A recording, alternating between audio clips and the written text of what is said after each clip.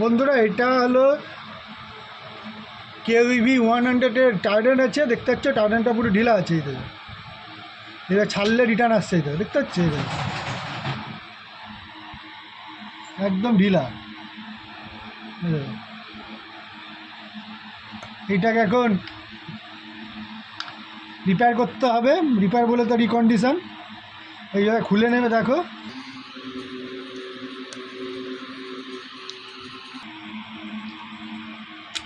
এই দেখো একদম ঢিলা। গ্রিসের অবস্থা দেখতে পাচ্ছ, গ্রিস লাল হয়ে গেছে।